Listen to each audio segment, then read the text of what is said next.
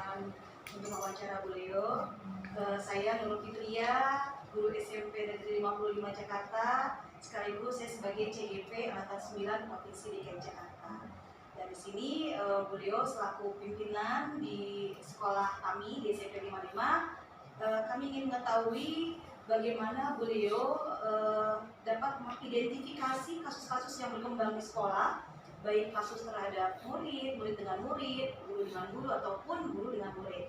Ya, itu apakah kasus itu merupakan kasus dilema etika atau rujukan moral yang selama ini memang berkembang di SMP 55? Iya.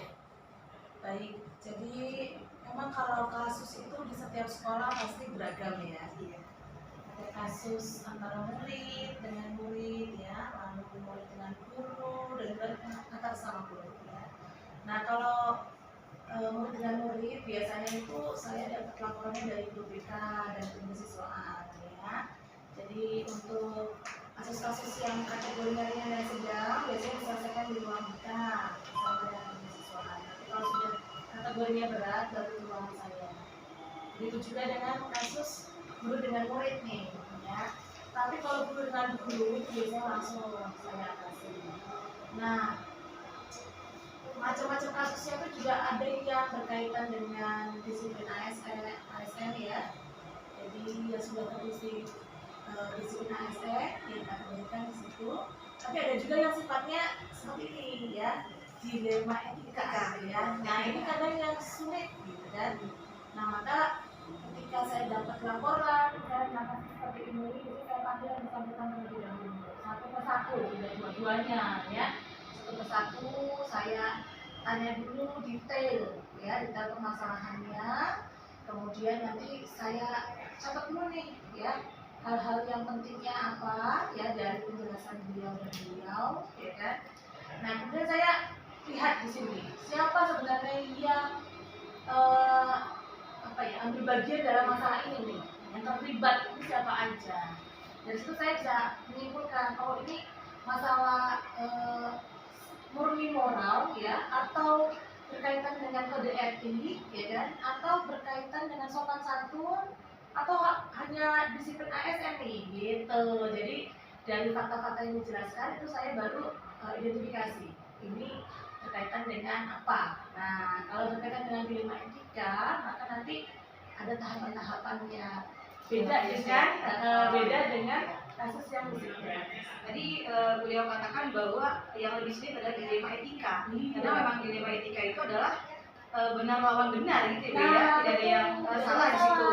Sedangkan kalau moral adalah benar lawan salah, itu lebih mudah untuk menentukan putusan hidup. Betul. Kalau sekedar pelanggaran regulasi gitu ya, itu benar lawan salah, sudah jelas itu penyelesaiannya gitu. Oke, baik, terima kasih Ibu. Jadi jawaban beliau tadi sudah bisa mengidentifikasi kasus mana yang harus menggunakan dilema etika atau kasus mana juga yang merupakan rujukan moral. Terima kasih beliau atas jawabannya.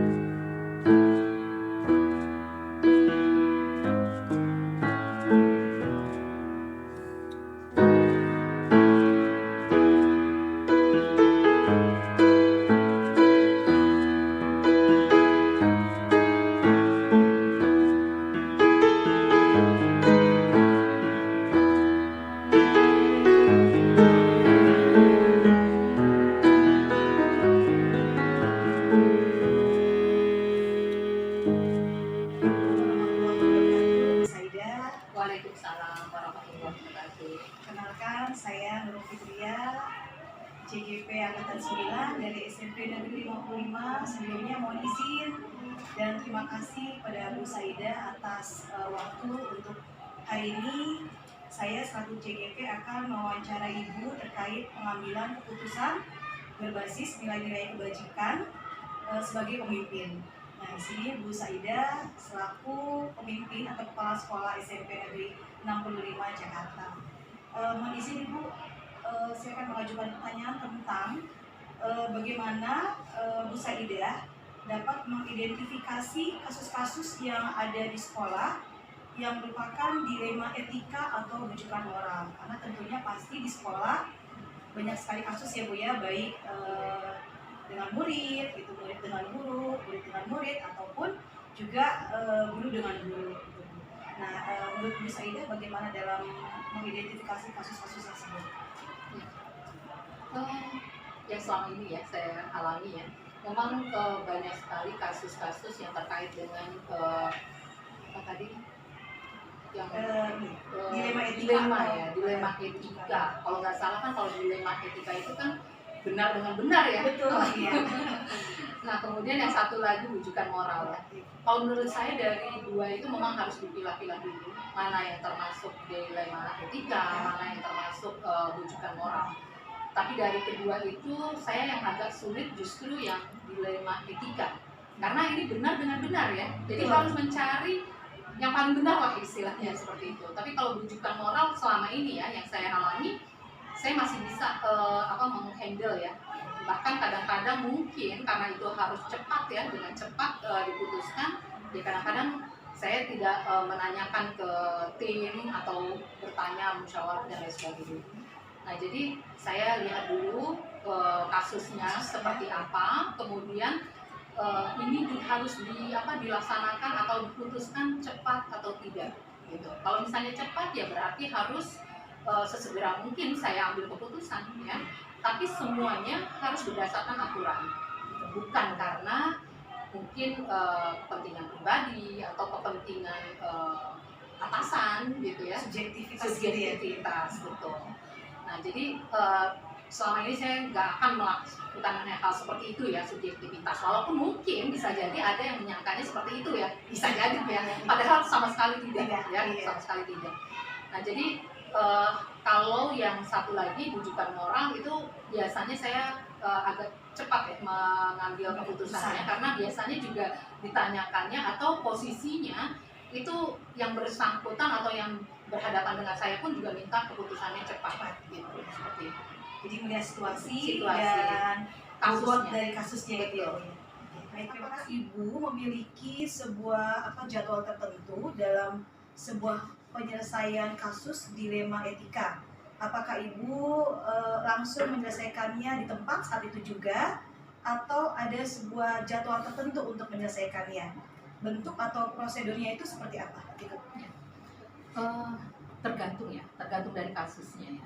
Tadi sempat saya katakan bahwa ada yang segera ya, karena ini sifatnya segera, sehingga kadang-kadang mungkin mau tidak mau saya meminta masukan itu mungkin via telepon gitu ya, karena tidak mungkin meminta untuk hadir gitu ya, rapat dulu gitu ya.